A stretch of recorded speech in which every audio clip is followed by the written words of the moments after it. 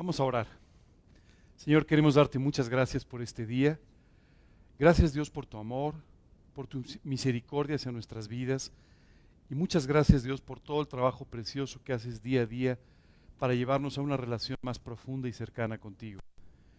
Gracias por todo esto. Te pedimos el día de hoy que tú derrames tu gracia sobre nuestras vidas y que tú llenes nuestros corazones, Señor, con esta enseñanza.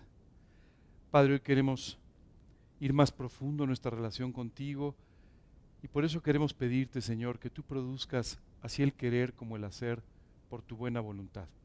En el nombre de Cristo Jesús te lo pedimos y te damos gracias. Amén. Buenos días, bienvenidos otra vez. Vamos a continuar el día de hoy con este estudio sobre la serie que tenemos sobre el capítulo 4 de la carta a los Filipenses. Si ustedes recuerdan, las 3 semanas anteriores habíamos estado hablando sobre este capítulo 4 en el cual el apóstol Pablo nos enseña cómo vivir gozándonos, regocijándonos en el Señor siempre, así dice la Escritura.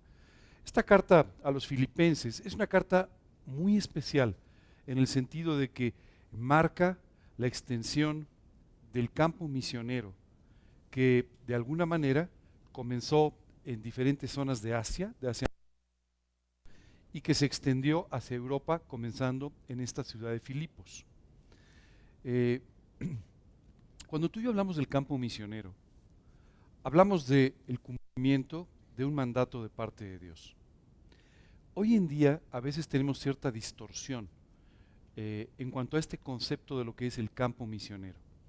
Y pensamos que el campo misionero, o nos imaginamos a alguien, ya sabes, con un Salakov y con un machete abriendo brecha en medio de la selva, y te quiero decir que hoy en día no es así porque los leones no están muy interesados en el Evangelio, ¿no? La población del mundo se ha concentrado fundamentalmente en ciudades. Cuando tú y yo hablamos el día de hoy del campo misionero, hablamos seguramente de misioneros urbanos. Ya, eso del Salakov y el machete pues ya no es, fue muy importante hace algunos siglos, pero no en nuestro siglo actual. A veces también tenemos una idea un poco peculiar del campo misionero. Yo veo muchos grupos que dicen, vamos a organizar un viaje misionero. Y entonces nos vamos 5 personas a ayudar a algunas gentes en algún lugar en la sierra o en algún lugar con ciertas dificultades. Y entonces estamos haciendo obra misionera. La realidad es que Dios describe la obra misionera de una forma muy sencilla. Ir y predicar el Evangelio a toda criatura. Ir y hacer discípulos, comenzando en Judea, Samaria y hasta lo último de la tierra. Cuando Dios nos habla de esto, lo que nos dice es, hay que ir y predicar el Evangelio. Hay que predicar el Evangelio comenzando desde tu propia casa, muchas veces desde el momento que tú abres la puerta de tu recámara en las mañanas, estás comenzando, ¿verdad? Cuando tu familia necesita escuchar de Cristo, estás comenzando a evangelizar. Pero cuando tú y yo en particular hablamos del campo misionero, estamos hablando de enviar personas a aquellos lugares donde físicamente tú no puedes ir o tú no eres llamado para ir y que puedan predicar el Evangelio. ¿Por qué empiezo de esta manera? Porque me gustaría mucho que tú y yo entendamos que esta obra misionera está en el corazón de Dios. El corazón de Dios es un corazón misionero.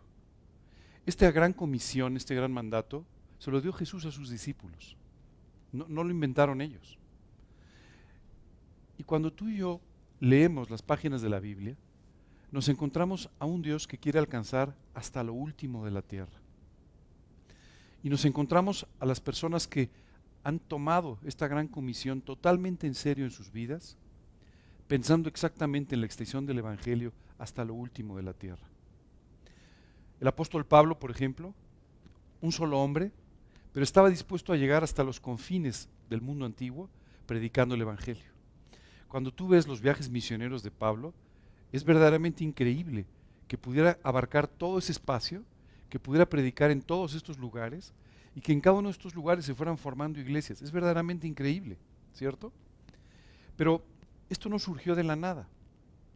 La Biblia dice que lo primero que pasó con la iglesia primitiva, una vez que los creyentes estaban viviendo para Cristo, predicando el Evangelio en Judea, ¿no? Sucedió una cosa muy peculiar. Vino una gran persecución. Y esta persecución trajo como consecuencia que discípulos empezaran a ir a otros lugares, lugares donde había un amigo, un familiar, un socio comercial, qué sé yo, y entonces empezaran a asentarse en todos estos lugares. Este es un momento que la Biblia incluso menciona como la dispersión, es decir, un momento en el que los creyentes empiezan a dispersarse, ¿cierto? Y esto cumplió con Judea, Samaria y un poco más. Cuando tú ves los mensajes a las primeras iglesias, por ejemplo, la mayor parte de estas primeras iglesias estaban ubicadas en lo que hoy en día llamamos Turquía, ¿cierto? Y ahí había una iglesia muy especial, la iglesia de Antioquía. Y en esa iglesia se congregó un hombre llamado Bernabé.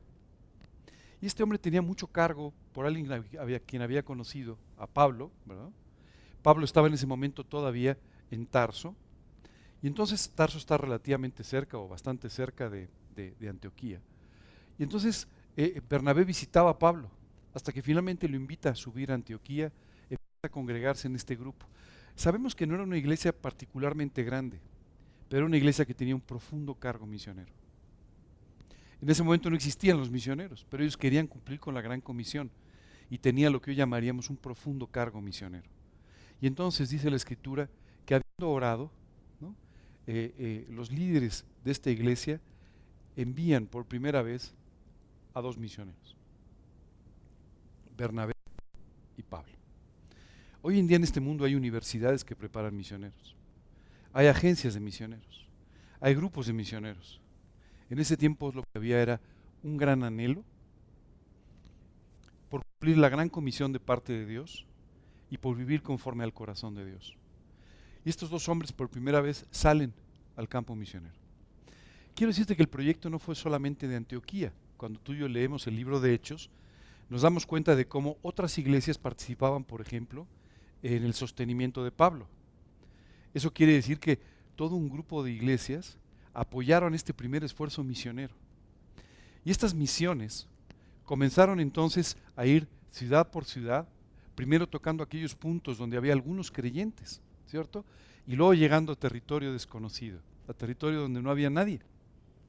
Cuando Pablo llega, por ejemplo, por primera vez a Atenas, no había nadie. Y él estaba en Atenas esperando una coyuntura, ¿verdad? Una situación, pero dice la Biblia que su corazón ardía viendo lo que sucedía en Atenas. Pablo decía, yo no puedo quedarme callado viendo la necesidad que tiene esta gente. Y entonces Pablo da una de sus grandes predicaciones en el Areópago de Atenas. Esto era. Y sabes, este corazón misionero hizo que el Evangelio se predicara en todo lo que hoy llamamos Asia Menor y en todo lo que hoy llamaríamos la Europa sur, ¿no? Pero ¿sabes qué es extraordinario? El apóstol Pablo no estaba limitado por la geografía. El apóstol Pablo estaba pensando cómo llegar hasta lo que para él era lo último de la tierra, en ese tiempo Inglaterra. ¿Sabes qué es extraordinario? Él quería todavía llegar hasta España, y de España poder llegar hasta Inglaterra. España e Inglaterra eran los últimos lugares de la tierra conocida, ¿verdad? Y él quería llegar ahí. Y tú puedes decir, bueno, pues no, nunca llegó. Él no. Pero ¿sabes qué es extraordinario? Por ejemplo, mientras él estuvo en arresto domiciliario, en su primer arresto en Roma, él estaba custodiado por guardias pretorianos. Esos guardias pretorianos, algunos de ellos se convirtieron a Cristo. Hay una epístola donde dice, ya todo el pretorio sabe de estas cosas. O sea, a Pablo no lo parabas. Los soldados pretorianos, hoy sabemos que llevaron el Evangelio a Inglaterra. Donde Pablo ya no pudo llegar, llegaron sus discípulos, ¿no? Pero movidos por el corazón de aquel hombre. Quiero explicarte que la obra misionera es una obra extraordinaria. Y no tiene mucho que ver ni con universidades preparando a misioneros, ni con agencias de misioneros, aunque hacen un trabajo extraordinario, sino que tiene que ver con el corazón de las personas queriendo llevar el Evangelio hasta lo último de la tierra. Si tú tienes esta actitud, entonces Dios podrá cumplir su plan a través de tu vida. No necesariamente vas a tener que salir, algunos saldrán, otros no saldrán, pero si en tu corazón está este cargo, orarás por los misioneros, ofrendarás por los misioneros, te ocuparás de sus vidas y de esta manera aún a través de la vida de otros, estarás cumpliendo con esta extraordinaria gran comisión. Hoy quiero recordarte que tenemos misioneros de nuestra iglesia que están en otros lugares de la geografía de este país y que están en otros países predicando, y que tus ofrendas están ayudando a que esas personas puedan cumplir, y tu vida a través de la de ellos, puedan cumplir la gran comisión.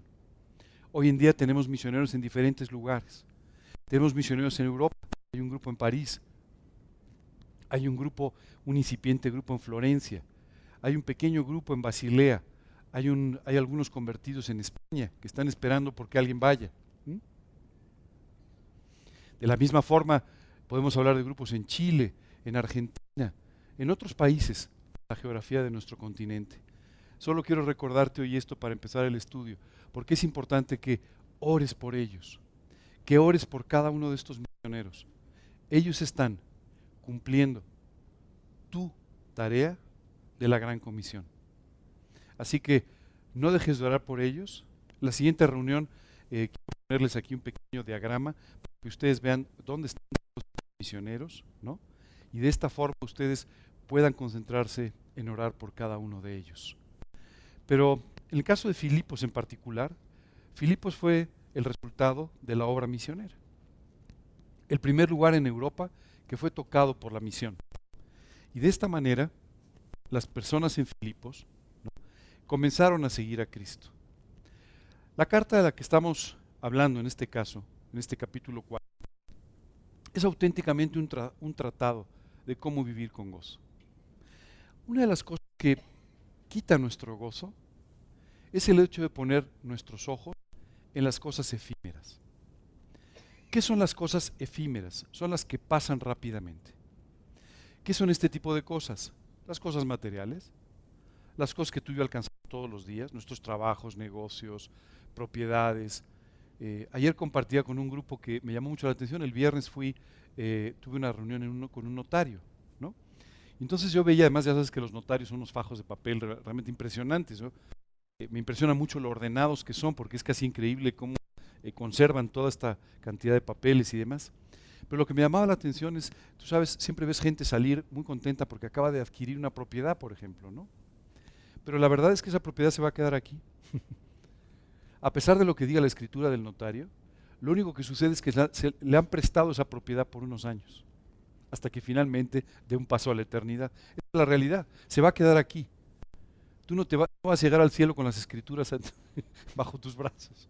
Se van a quedar aquí todas esas cosas. Entonces, al final son efímeras. Esto no significa que no compres una casa si quieres o puedes. Esto no quiere decir que no hagas las cosas que tienes que hacer. Pero esto significa que no pongas ni tu confianza ni tus ojos en las cosas que se van a quedar en este lugar. Tú y yo sabemos que a través de la decisión de invitar a Cristo a nuestras vidas, tú y yo fuimos adoptados por el Señor Jesucristo y adquirimos una ciudadanía celestial. Esto significa que tu mundo ya no es este. En este mundo estás de paso. Tu verdadero mundo está en el reino de los cielos. Es por eso que la Biblia nos describe como extranjeros y peregrinos. ¿Alguna vez has visto un grupo de peregrinos? ¿Los has visto con las escrituras de sus casas, cargando con...? No, viajan lo más ligero posible, ¿cierto? Así es como tú y yo tenemos que viajar, ligeros por la vida, porque lo demás no nos lo vamos a llevar, no vale la pena. Y es por eso que en este capítulo 4, no solamente Pablo nos está hablando de cómo vivir con gozo, sino que nos está diciendo, si tú quieres gozarte todo el tiempo, si tú quieres regocijarte en el Señor todo el tiempo, pon tus ojos en las cosas eternas, pon tus ojos en la eternidad, pon tus ojos en aquellas cosas que sí son permanentes, en aquellas cosas que sí te pueden hacer feliz, en aquellas cosas que sí van a tranquilizar tu corazón, que le van a traer esperanza, que le van a traer, sin duda, grandes ilusiones para la eternidad. No sé cómo eres tú personalmente. Yo soy una persona que me ilusiono mucho con las cosas que hago, ¿no? Mi esposa se ríe, pero me encanta ponerme camisetas de G316 Condesa. Bueno, yo trabajo tengo un pequeño negocio deportivo, y me pongo camiseta, ya sabes, y salgo con mi gorra. O sea, yo soy muy entusiasta con esas cosas, ¿verdad? Me hace mucha ilusión cada una de estas cosas. Quiero decirte que las cosas eternas son aquellas por las que vale la pena ilusionarse. Tu ilusión nunca será defraudada cuando tú pones tu ilusión en las manos de Dios. Tienes que aprender a vivir de esta manera. Si vives de esta manera, podrás vivir con gozo permanentemente. Y dice la Escritura, el gozo de Dios es vuestra fortaleza, así dice. Es decir, la forma en la que tú puedes estar espiritualmente fuerte, sólido, es viviendo con gozo. Por eso es tan importante este mensaje del que estamos hablando. Quiero decirte que cuando hablamos de Filipos, ¿no?, especialmente en esta parte de Filipenses 4, Pablo nos quiere dar este mensaje para que lo tengamos grabado. Yo te sugeriría que lo grabes en tu mente. Y si puedes ponerte una tarjetita delante de tu computadora o de tu escritorio, el lugar donde trabajes o lo que sea, de verdad ponlo. Dice, regocijaos en el Señor siempre. Otra vez os digo, regocijaos. Tenemos que vivir con gozo. Esto no quiere decir que no tengamos problemas, que no pasemos por dificultades y que a veces suframos. Quiere decir que a pesar de todo esto, debemos vivir siempre con gozo. ¿Ok? Hace 2 semanas estuvimos hablando de este tema. Dice, vuestra gentileza sea conocida de todos los hombres. Y dice, el Señor está cerca. Y estuvimos hablando de la importancia de que tú y yo tengamos un verdadero testimonio espiritual que pueda llevar a las personas a Cristo. Muchas veces tú y yo estamos preocupados, y qué bueno, por preparar nuestro testimonio. Recuerdo que el mes de diciembre invité a 2 personas a que compartieran su testimonio con nosotros en una gran predicación que tuvimos. Y entonces estaban muy preocupados, ya sabes, redactando su testimonio y puliéndolo y viendo dónde tenía que haber una coma, dónde no, que quitaban, que no. Y está muy bien. Es decir, yo te sugiero que lo hagas porque a veces es difícil poner en orden todas las cosas que han sucedido, ¿verdad? Pero más allá de eso, quisiera decirte que el testimonio es el que tú tienes en tu propia vida. No tanto lo que cuentas, no tanto lo que dices o explicas sobre lo que pasó en tu vida, sino lo que con tu vida tú manifiestas, lo que la gente puede ver. El apóstol Pablo decía que tenemos cartas de presentación suyas delante de los hombres. Decía, ¿quieres saber de Cristo? Ya te voy a presentar a alguien que vive para Cristo, ¿no? Y entonces la vida de esa persona pues manifestaba, expresaba lo que Jesucristo había hecho. Eso es lo que tiene que ser tu testimonio. Nuestra gentileza o nuestra manera adecuada de vivir tiene que ser manifiesta delante de los hombres. No por un esfuerzo. O sea, no se trata de que digas, a ver, oye, ahí viene una persona que no conoce a Cristo. ¡Sonrisa! No se trata de eso, ¿cierto? De lo que se trata es de que permanentemente vivas con un gozo que para las personas es imposible vivir. Nos dice, y la base de tu testimonio y la base de tu gozo es que mantengas en tu mente una idea muy clara. El Señor está cerca. No te olvides. El Señor está cerca. ¿Qué tan cerca está? A un latido de tu corazón. No importa tu edad, no importa tu condición física, estamos a un latido de corazón de encontrarnos con nuestro Señor Jesucristo. Esto puede pasar en cualquier momento. Y si no fuera resultado de tu salud o no fuera resultado de que Dios te llamara, podría ser resultado también de su regreso. Desde hace 2 semanas estamos hablando del regreso de Jesucristo, lo que la Biblia llama la segunda venida de Cristo. La primera venida de Cristo es fácilmente identificable, es el momento en el que Jesús se hizo un hombre en la ciudad de Belén, el periodo de tiempo en el que estuvo viviendo en la tierra entre nosotros, especialmente la parte en la que estuvo predicando el Evangelio en su ministerio público, hasta que finalmente caminó al monte Calvario y murió clavado en aquella cruz. Pero cuando Él se fue, nos dejó la promesa de que regresaría. Y este periodo de la segunda venida es un periodo mucho más amplio, que cubre el primer evento, el detonador de todas las cosas, lo que la Biblia llama el arrebatamiento o la toma de la iglesia, los años de la tribulación, los 1000 años de gobierno de Jesús en la tierra, el juicio final y finalmente cielos nuevos y tierra nueva. Qué esperanza, qué ilusión. Imagínate nada más a Dios preparando un cielo nuevo y una tierra nueva para que tú y yo vivamos con Él en ella. O sea, me parece un sueño casi extraordinario, ¿cierto? Pero esto es una promesa de parte de Dios, así es que va a suceder de esa manera. Justamente de eso es de lo que venimos hablando. Los discípulos, entusiasmados, escuchando cosas, le dijeron: Jesús, te queremos hacer 3 preguntas. ¿Qué señales debemos esperar de tu regreso y del final del siglo? ¿En qué momento van a suceder estas cosas? Hace 2 semanas estuvimos hablando de estas señales que nos hacían ver el tiempo en el que va a suceder su segunda venida, el regreso de Jesús. ¿Recuerdan eso? Y después estuvimos empezando a contestar la primera de las preguntas. ¿Qué señales habrá de tu regreso? ¿De acuerdo? Hoy vamos a contestar la tercera pregunta. ¿Y qué señales habrá del fin del siglo? ¿Por qué es importante todo esto? Dice la Escritura: velad, pues porque no sabéis a qué hora ha de venir vuestro Señor. Las señales, los tiempos, nos dicen que Jesús está muy cerca, pero en el fondo ni tú ni yo sabemos la hora exacta de su regreso. Y la Biblia dice: vela, ponte en vela, porque esto está cerca de suceder. ¿Cuándo va a pasar? No lo sé. Solo sé que las señales necesarias para su regreso cumplieron, de manera que podría suceder en cualquier momento. Ahora, la pregunta importante es: ¿estás preparado para su regreso? ¿Es su regreso algo que realmente te hace velar? ¿O simplemente lo consideras una especie de cuento de hadas? No lo es. Es una realidad que tú y yo vamos a vivir. Pablo murió pensando que en algún momento él sería arrebatado y vería todo esto. No fue así. Quiero decirte que como Pablo yo sí creo que a mí sí me va a tocar.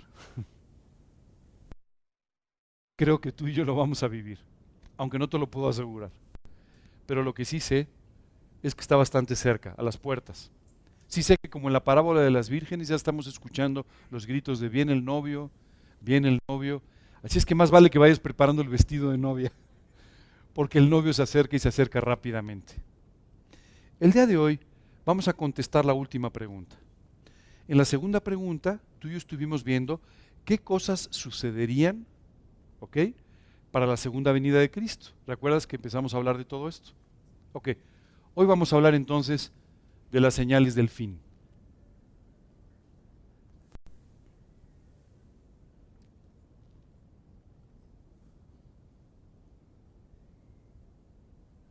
Un poquito más.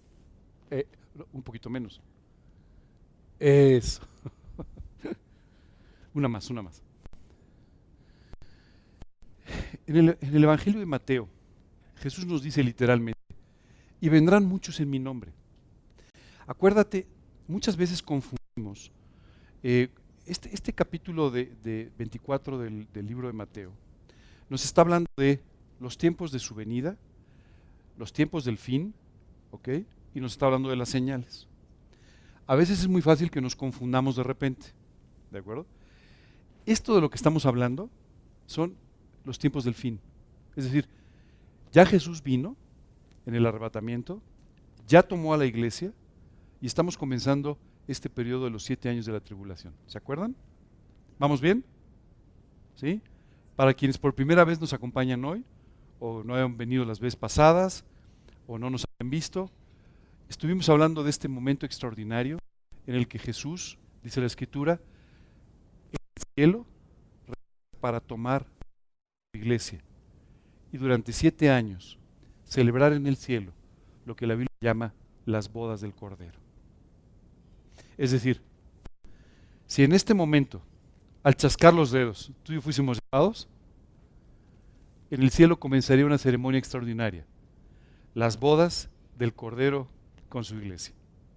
¿Ok? Y en la tierra, pues ya no estaríamos nosotros, ¿verdad? Y entonces comenzaría este periodo que la Biblia llama los 7 años de la gran tribulación. Habrá personas a las que hoy tú les hablaste de Cristo. Tal vez cuando venías para acá le diste un folleto a una persona, le hablaste de Cristo y la persona te dijo, mira, yo no estoy interesado en este momento. Si hoy se chascaran los dedos y tú y yo no estuviéramos, esa persona diría, ¿qué pasó con mi vecino? Ya no está. Entonces, si era cierto lo que decía el folletito, si era cierto lo que me predicaba, muchas personas vendrán a Cristo en ese momento. Por supuesto va a ser un periodo difícil, un periodo en el que además se va a desatar toda una serie de persecuciones, va a haber ciertas disciplinas o ciertos juicios de parte de Dios, y va a ser un periodo difícil. Dice la Escritura que si el tiempo no se acortara, si no fuera de más, o sea, si tuviera que ser de más de 7 años, la fe de muchos se enfriaría, o sea, no podrían sobrellevar lo que va a suceder durante esos 7 años.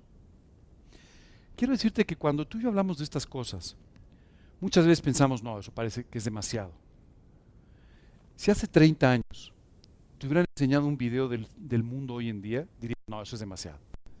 Eso no va a suceder. Y ya sucedió. A ese ritmo avanza la maldad, a ese ritmo avanza el desorden, a ese ritmo avanza toda esta degradación social que hemos venido viviendo.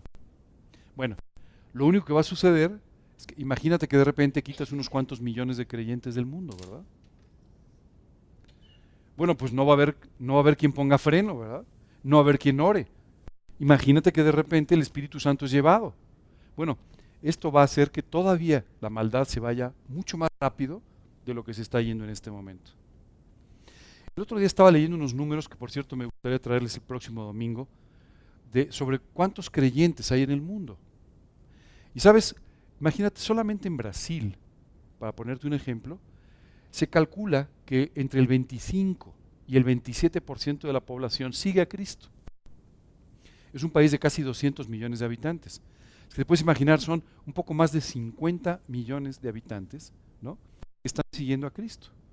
En México se calcula que más del 11%, del INEGI, ¿no?, son creyentes que confiesan haber recibido a Cristo y seguirle. 11%. Eso más o menos dice que son 12 millones de personas. ¿De acuerdo? Imagínate que tú desaparecieras 12 millones de personas de México, 50 millones de personas de Brasil, unos 95 millones de personas de Estados Unidos, y entonces siguieras quitando. Imagínate el caos que esto va a generar. Va a ser una situación muy difícil, muy complicada en la tierra. Pero esta situación muy complicada solamente va a ser, dice la Escritura, principio de dolores. ¿Qué va a empezar a suceder? Lógicamente todo esto va a alterar todo el orden. Imagínate el líder de un país que se queda sin el 30% de su población, ¿no? Hoy en día hay países en Centroamérica que hablan de un 40% de su población siguiendo a Cristo. Imagínate que te desaparece el 40% de tu población. Verdaderamente esto va a cambiar el orden mundial. Va a alterar los conceptos con los que hoy el mundo se maneja. Y va a generar también la necesidad de una unión en el mundo que hoy en día se ve completamente imposible. Todo esto a través de un gran líder. Y se levantará un gran líder, efectivamente. Pero, ¿sabes qué va a suceder? Lo que tú y yo pensamos. Este gran líder que va a subir diciendo paz y seguridad, dice la Escritura, no va a lograr establecer esta paz y seguridad. Porque tú y yo sabemos que la paz y la seguridad solamente provienen de Dios. Cuando los seres humanos tratamos de establecer este reino de paz y seguridad, solamente nos encontramos con la limitación que tenemos, que nos lleva a no soportarnos ni a nosotros mismos. Y es por eso que Jesús empieza diciendo, y vendrán muchos en mi nombre. Va a venir mucha gente predicando falsamente, haciendo milagros, haciendo muchas cosas con total falsedad, diciendo yo soy el Cristo y a muchos se engañarán. Oye, es posible que haya personas que se ostenten como el Mesías, que se ostenten diciendo que son como Cristo, que incluso hagan milagros. Déjame contarte una cosa. ¿Te acuerdas cuando Moisés se presentó delante de Faraón para pedirle la salida del pueblo de Israel de Egipto? Dios le dijo en cada presentación, hiciera un milagro literalmente delante de Faraón. Y dice la Escritura que Faraón llamó a sus magos. Y por cada milagro que Dios hacía a través de Moisés, los magos hacían una réplica del milagro. Una falsa réplica. Claro, hasta que llegó un momento en que ya no pudieron hacerlo más. ¿Cierto? Hay límites, ¿verdad? Pero la realidad es que muchas personas en ese tiempo empezarán a predicar un falso evangelio y empezarán entonces sí a identificarse con ciertos milagros, con ciertas señales que les van a dar algún sello de tipo espiritual. Y dice, muchos los van a engañar. ¿Qué va a suceder con este líder mundial del que hablábamos? Va a ser apoyado por un gran líder religioso. La Biblia lo llama el falso profeta. Créeme, no se va a presentar en la televisión, hola, soy el falso profeta. No, va a presentarse como un tremendo líder espiritual, ¿cierto? Que va a aglutinar de alguna manera el pensamiento de mucha gente. Y que va a decir, tú crees en esto, tú crees en lo otro, no importa, crean en algo, ¿verdad? Busquen las cosas en común, no las cosas que los separen. ¿No has escuchado este mensaje muchas veces? Bueno, tú crees en Dios, yo no, pero más o menos es lo mismo, ¿no? Pero ¿cómo va a ser lo mismo? O sea, no se parece siquiera. No, más o menos, ¿no? Cuanto más difuso, mejor, ¿no? Cuanto menos detalles, mejor, ¿no? Bueno, esto es lo que va a hacer este líder religioso, pero además acompañado con toda una serie de gentes que van a hablar en nombre de Dios como si lo fueran. Esto no es raro, tú lo encuentras en la Biblia, lo encuentras hoy en día en la actualidad. ¿Has visto cuántas personas se ostentan como líderes religiosos, como líderes cristianos, como líderes espirituales, pero en realidad solamente engañan a las personas? Muchas veces como un negocio, muchas veces con una intención distinta, pero sucede. En ese tiempo va a suceder todavía más, porque además hoy te tienen a ti, y cuando la gente ve una cosa de esas puede voltear a verte y decir, ah, no, mira, esa sí es una persona que sigue a Cristo, este es un farsante. Pero en ese momento no va a haber esta posibilidad, va a ser mucho más difícil. Y dice la Escritura que muchos serán engañados de esta manera. Continúa diciendo, y oiréis de guerras y rumores de guerra. ¿Te suena? ¿Tú crees que hoy en día México vive en paz? ¿Tú sabes que en México muere más gente todos los días por causas violentas que durante la guerra de Bosnia y Herzegovina? Vivimos en una guerra, pero nos hemos acostumbrado. Tú y yo salimos todos los días con nuestra banderita blanca, ¿no? Como si no, pero vivimos en guerra. Esa es la realidad. Bueno, esto se va a volver todavía mayor. Dice la Escritura, va a haber guerras, pero también rumores de guerra. ¿Esto qué significa? Oye, en cualquier momento estalla la guerra. Oye, en cualquier momento pasa esto. Una sensación de inestabilidad terrible. Por eso, este gran líder va a decir paz y seguridad, paz y tranquilidad, ¿no? Porque él va a tratar de vender aquello que va a ser una necesidad todavía mayor en ese momento de lo que es hoy. Te aseguro que si hoy dijera lo mismo, todo el mundo le seguiría también, ¿verdad? Simplemente no es el tiempo. Pero hay una profunda necesidad de esto. Tú ves hoy nuestros países, nuestros continentes están verdaderamente turbados por la violencia, por las guerras, por los temores. Es increíble. Hoy en día estamos empezando a vivir una pandemia mundial con una enfermedad de la que todavía ni siquiera se conocen todos los detalles a cabalidad, pero que sin embargo tiene aterrorizado al mundo. Las bolsas de valores cayendo, miles de millones de dólares prácticamente desvaneciéndose, solamente por el temor de que la enfermedad pueda llegar a tu país o que pueda contagiar a algunas personas, aunque ni siquiera todavía sabemos mucho de los efectos. Bueno, estos temores tan fuertes van a ser todavía mayores en ese tiempo, dice la Escritura, oiréis de guerras y de rumores de guerras. Mirad que no os turbéis, porque es necesario que todo esto acontezca, pero aún no es el fin. Todavía falta un poquito. Porque se levantará nación contra nación y reino contra reino. ¿Sabes? Esto va a acabar sucediendo al final de la tribulación. Va a llegar un momento en que este liderazgo fallido del anticristo va a ser cuestionado. Y la Escritura que se levantarán en Gog y en Magog, se levantarán en Rusia, se levantarán en China o en China y todos los países alrededor. Se levantarán contra el anticristo y le dirán, ya no queremos más tu liderazgo, eres un farsante. No estamos de acuerdo contigo, vamos a quitarte el poder. Exactamente ese será el fin de la tribulación. El día que estos dos bloques digan, no más contigo, vamos a la guerra en contra tuya, ya no queremos más de tu liderazgo fallido y diabólico. Y entonces, dice la Escritura, vendrá este gran momento que marcará el final de la tribulación, llamado la batalla de Armagedón, o la batalla del valle del hijo de Hinnom. Cerca de Jerusalén se rodearán, se reunirán ejércitos de estos tres bloques. Estos tres bloques van a representar lo que va a quedar de la humanidad, porque durante 7 años casi el 60% de la humanidad va a desaparecer. Si tú vas viendo en el libro Apocalipsis juicio por juicio, es increíble cómo la gente va a morir en los juicios, va a morir en estas guerras, en estas situaciones de violencia. La humanidad se va a reducir dramáticamente, porque el hombre sin control es un asesino. Esa es la realidad. El hombre sin control no quiere ver a su vecino. El hombre sin control está dispuesto a pasar por encima de los demás para cumplir con sus intenciones, con sus intereses. Y esto, desatado por completo, es lo que va a pasar en estos 7 años.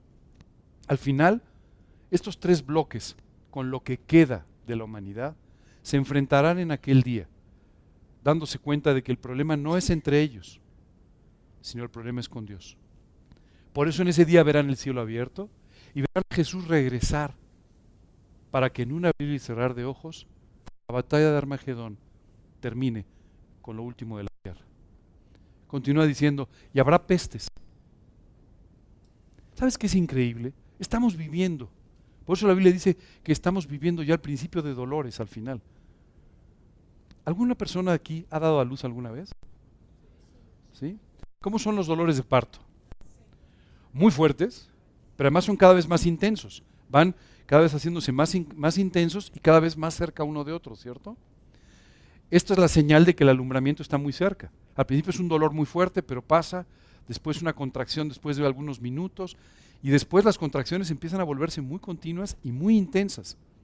Y Dios compara lo que va a suceder con este, dice, principio de dolores, hasta que finalmente llegue el final. Bueno, hay muchos detalles de los que hablar de todo esto. No vamos a entrar en todos los detalles. Necesitaríamos no un estudio, necesitaríamos todo este fin de semana, ¿no? Son muchos detalles. Sin embargo, es importante que tú y yo entendamos lo suficiente de todo esto como para vivir esperando por su regreso. Ese es el verdadero mensaje. Hoy podríamos tratar de que todos ustedes salgan de aquí siendo doctores en teología y que conozcan hasta el más mínimo detalle del libro de Apocalipsis y su relación con todo el Antiguo Testamento y con algunas partes del Nuevo. Sin embargo, si ustedes no salen de aquí con la convicción de vivir esperando su regreso, no sirve de nada conocer los detalles. El verdadero enfoque tiene que ser que tú y yo, a través de todo esto, salgamos de aquí con un profundo cargo de vivir para Cristo y un profundo cargo de hablar con otras personas del Señor Jesucristo y llevarlos a sus pies. No, uno antes. Dice, habrá pestes y hambres y terremotos en diferentes lugares. ¿Sabes qué es increíble? En los últimos 30 años hemos experimentado varias pandemias a nivel mundial, ¿no? Si nos vamos un poquito antes de 30 años, más o menos 40 años, estamos hablando del VIH, lamentablemente, estamos hablando de ébola, estamos hablando de influenza, estamos hablando de toda una serie de enfermedades, muchas de ellas provocadas por mutaciones virales que simplemente se nos han salido de control. Hoy en día todavía, lamentablemente, no tenemos una situación de éxito sobre ninguno de estos virus. Nos hemos acostumbrado a vivir con ellos. Hoy en día el VIH sigue cobrando víctimas de la forma más triste. Hoy en día la influenza sigue matando gente. Hoy en día el ébola sigue trayendo víctimas en diferentes lugares del mundo. No se ha erradicado.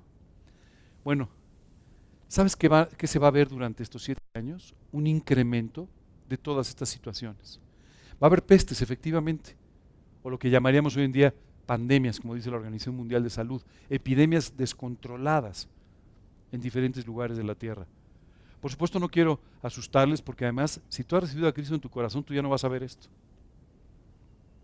Tú te fuiste en el arrebatamiento. Tú estás de boda. Estás en las bodas del Cordero, mientras todas estas cosas están sucediendo. Acuérdate que la tercera pregunta era, ¿qué señales habrá del fin del tiempo? No de su venida. De su venida ya las vimos, sino del fin de los tiempos. Y Jesús les está contestando esto, para que ellos sepan y tú y yo sepamos qué es lo que va a pasar en los últimos días de la humanidad. Dice, y habrá hambres. ¿Tú sabes que la tierra hoy produce más alimentos que nunca en la historia? Pero ¿sabes también que tenemos más gente con problemas de hambruna que jamás en la historia? ¿Cómo puede ser esto? Pareciera no tener sentido. Sí, sí tiene sentido. La codicia humana hace que se tiren los alimentos al mar antes de dárselos a quien tiene hambre, para que no bajen los precios. Hemos llegado a niveles completamente irracionales en los que estamos dispuestos a ver morir a quien sea, con tal de que nuestro dinero, nuestros intereses, nuestras situaciones no sean tocadas. Hasta ahí hemos llegado. Hemos llegado a construir un aparato entero, ¿no?, de industria armamentista, a través de la cual se gana dinero provocando guerras y que la gente se mate entre ellas. A ese nivel hemos llegado. Una situación totalmente enferma en nuestra mente. Esto es lo que el pecado hace con nosotros. Enferma nuestra mente y enferma nuestro corazón. Y te hace actuar de formas completamente irracionales. Continúa diciendo, terremotos en diferentes lugares, ¿te suena? Bueno, pues va a haber más. Y todo esto, dice, será solamente principio de dolores. Y continúa diciendo, entonces os entregarán a tribulación y os matarán y seréis aborrecidos de todas las gentes por causa de mi nombre. ¿Sabes qué? Me da mucha tristeza pensar en esto. Hoy en día, cuando tú y yo hablamos de que somos perseguidos, simplemente es que tu vecino a lo mejor no te saluda porque le diste un folleto que hablaba de Cristo. Y entonces no le caíste bien, ¿cierto? Pero no es mucho más que esto, en nuestro país, en nuestra situación. Hay otras zonas del país donde efectivamente hay una persecución mayor.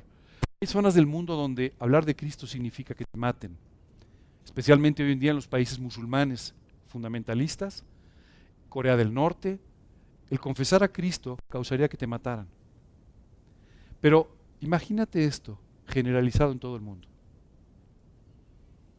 Va a haber una tremenda persecución como el mundo no ha visto todavía. En la época del Imperio Romano hubo una gran persecución.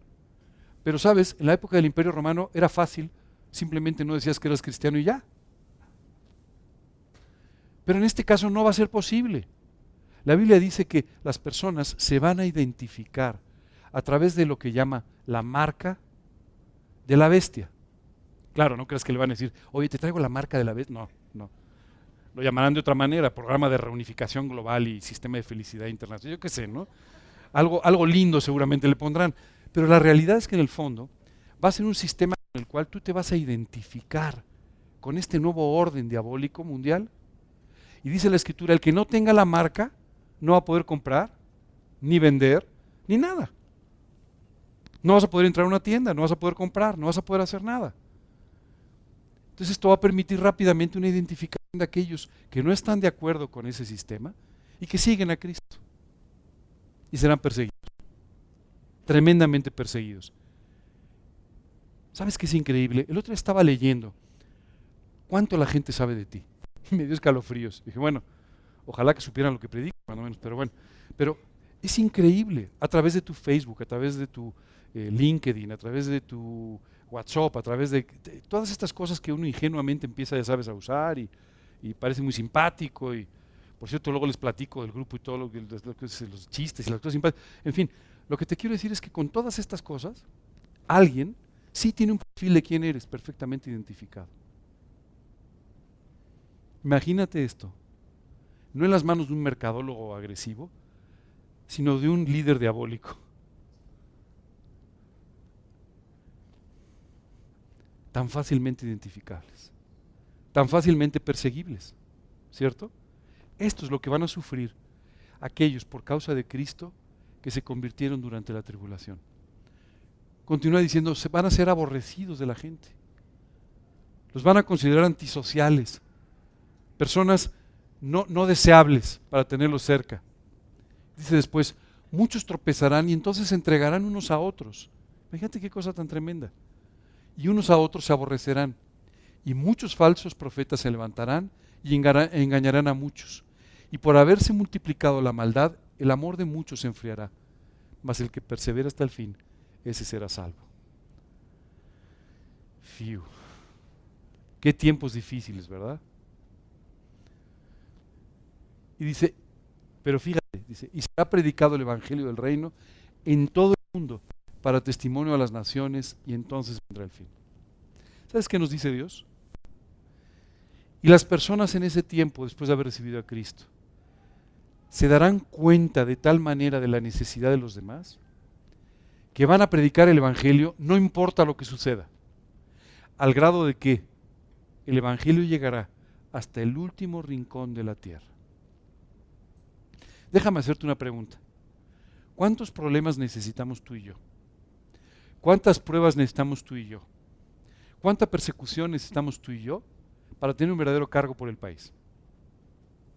Para tener un verdadero cargo porque las personas se conviertan. Para que tú y yo tengamos un verdadero cargo por las personas que nos rodean. Bueno, pues no te preocupes. Si no te ocupa esta situación, las circunstancias van a acabar haciendo que te encuentres con una presión de tal magnitud que tengas que empezar a preocuparte. Yo conozco mucha gente que dice, no es preocupante el país, tarde o temprano las cosas se van a arreglar. No, las cosas nunca se arreglan solas. Y si estás esperando que las arregle un grupo de políticos, seguramente tampoco va a suceder porque están muy limitados para poder hacerlo. Lo único que va a poder resolver las situaciones, darnos un entorno distinto de vida, son tus oraciones, es tu cargo por las almas, es tu vida en santidad. Hoy tienes que tomar esto muy en serio, porque la persona que está cerca, a la que le diste un folleto, de la que te has olvidado para orar, se va a quedar si hoy nos vamos. Y si su corazón fallara en los siguientes 5 minutos, dará un paso a la eternidad sin Cristo. Por favor, nunca olvides esto. Este es el fondo de ese corazón misionero de Dios del que estuvimos hablando hace unos minutos. Cuando veáis en el lugar santo la abominación desoladora de que habló el profeta Daniel, entonces los que estén en Judea huyan a los montes. ¿Cuál es esta abominación desoladora de que habló el profeta Daniel? Durante los primeros 3 años y medio de la tribulación, el pueblo de Israel va a ser de alguna manera cobijado por el anticristo. Se reconstruirá el templo, se restaurarán los sacrificios diarios. Israel va a pensar que el Mesías está con ellos. A los 3 años y medio, conforme a la profecía de Daniel, el anticristo se va a proclamar Dios en el templo de Jerusalén. Va a profanar el templo de Jerusalén de esta manera, entrando al lugar santísimo como si él fuera Dios. Y entonces dice la Escritura, cuando ustedes vean, acuérdate que todo esto se lo está diciendo a los discípulos que son judíos. O sea, esto es específicamente para ellos. Y les está diciendo, cuando vean la abominación desoladora de que habló el profeta Daniel, corran, huyan, salgan corriendo, ¿ok? Porque ahora sí va a empezar una tremenda tribulación en contra de Israel. Dice, e inmediatamente después de la tribulación de aquellos días, el sol se oscurecerá y la luna no dará su resplandor. Y las estrellas caerán del cielo y las potencias de los cielos serán conmovidas. Aquí ya les empieza a hablar de lo que va a suceder prácticamente al final. ¿Te has dado cuenta de lo que estamos haciendo con este mundo? Este mundo ya casi no nos soporta. Esa es la realidad. Casi no nos soporta. Bueno, esos 7 años van a ser más destructivos que los últimos 15, 20, 25, 30, ¿verdad? Y lo que va a suceder literalmente es que nuestro mundo se va a caer a pedazos. La Escritura dice que aún las potencias de los cielos, aún todo el universo que hoy en día tú y yo vemos, va a ser conmovido con toda esta situación, a ese nivel. Entonces dice, y aquí estamos hablando ya de prácticamente el último día de la tribulación, aparecerá la señal del Hijo del Hombre en el cielo. Y entonces lamentarán todas las tribus de la tierra y verán al Hijo del Hombre viniendo sobre las nubes del cielo con poder y gran gloria. Dice, y en ese momento, todas las tribus de Israel diseminadas por la tierra van a ver el cielo abierto y el trono de Dios ahí, y al que está sentado, y dice, y verán al que traspasaron, y verán al que sacrificaron en el Calvario, y se darán cuenta de quién fue su Mesías, de qué fue su Salvador, de en quién deben poner su confianza.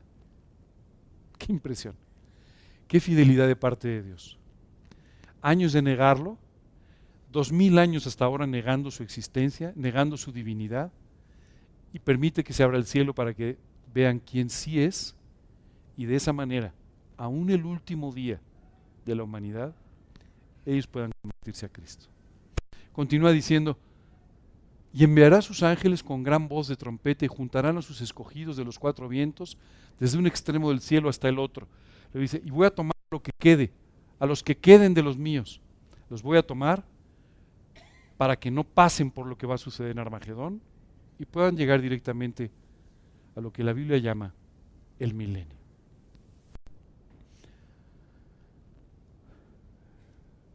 Después vamos a contestar dudas, sé que van a tener muchas dudas sobre todo esto, pero de nuevo quiero decirte que lo más importante no es que tú y yo conozcamos hasta el más mínimo detalle, que ojalá así sea, de todo lo que la Biblia explica del final de los tiempos.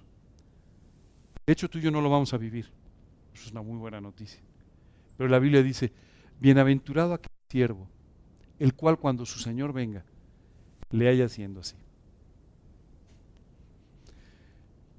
Otra vez te quiero hacer la pregunta, ¿cómo te va a encontrar Jesús cuando regrese? Esa es la pregunta clave. En el cielo no te van a pasar examen. A ver, Elizabeth, pregunta número 1, ¿quién era el anticristo? No, pero sí te van a decir, Elizabeth, ¿cómo estás? ¿Cómo estuviste? ¿Qué hiciste con tu vida? Esa pregunta sí nos la van a hacer. Así que el día de hoy, ante todas estas señales, hay 2 cosas muy importantes que quiero que tomes en cuenta. La primera, tienes que vivir para Cristo, no hay más. Y la segunda, si tomas esta decisión extraordinaria de vivir para Cristo con todo tu corazón y esperar su regreso, regocíjate en el Señor siempre. Otra vez te digo, regocíjate, porque su regreso está cerca.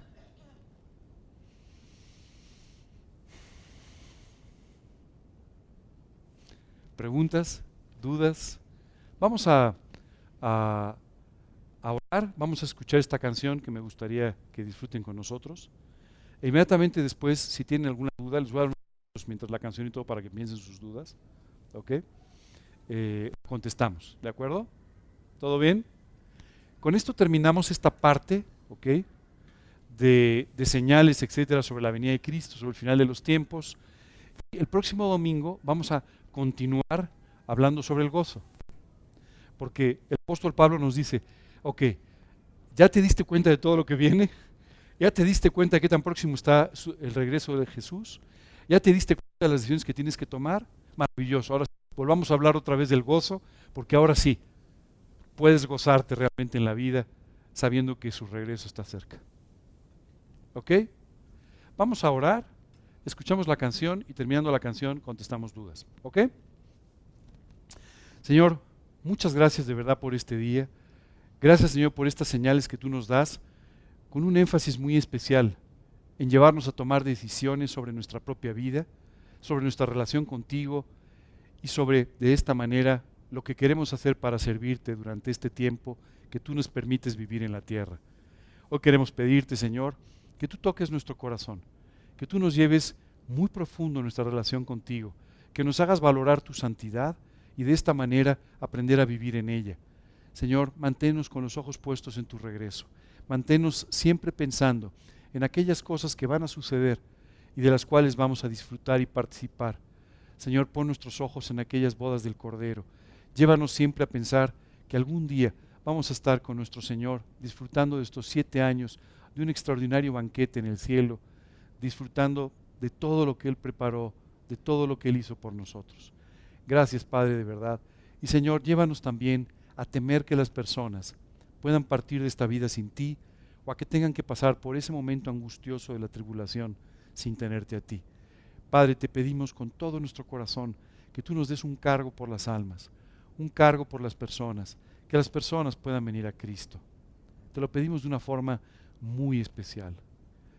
Y hoy, tú que nos estás escuchando, tú que estás del otro lado de la cámara, o tú que estás aquí sentado pero aún no has tomado la decisión de invitar a Cristo a tu vida, hoy quiero pedirte que tú sigas en tu corazón estas palabras. Señor, hoy quiero pedirte que tú me perdones por todos los pecados que he cometido. Te agradezco por tu amor hacia mí y arrepentido, hoy vengo a pedirte perdón por cada pecado que he cometido. Limpia mi corazón, límpiame de mi maldad. Y hoy, Dios, entra en mi corazón como mi Señor y mi Salvador personal. Señor, te pido que tú me salves por la sangre derramada en la cruz del Calvario. Y te pido, Señor, que hoy tomes el control de mi vida y seas mi Señor, mi dueño, mi soberano y mi amigo desde este día y para la eternidad. Te lo pido, Señor, en el nombre de Cristo Jesús y para su gloria. Amén.